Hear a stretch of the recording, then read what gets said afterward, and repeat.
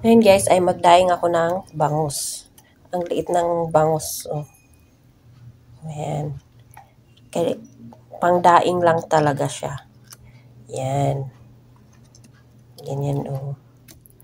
Diba ang liit siya oh. Oh. Pangdaing lang. So ito yung mga ingredients ko guys. Yan. So ngayon, let's do this. So unang gawin ay ilagay natin itong mga bangus.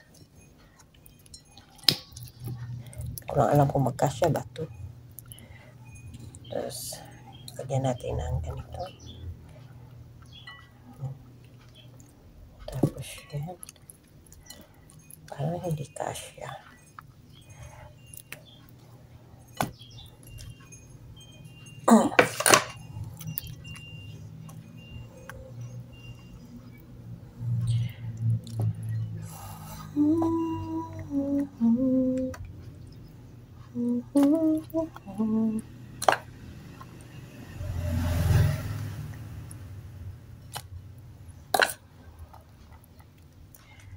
Sakto lang pala guys.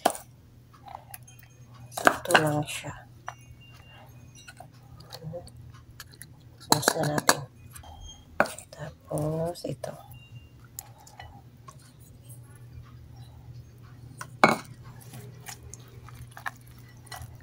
Iba hindi na lagi.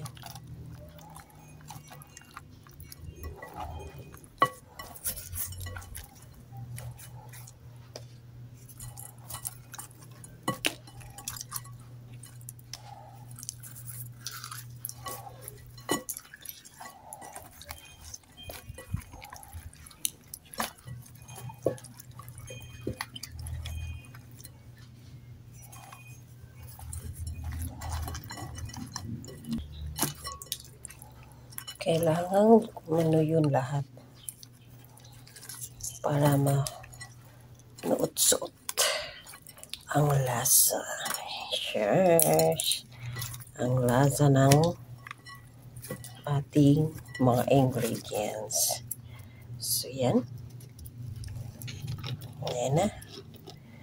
Nuot na yan siya. At yung pangmalakasan natin.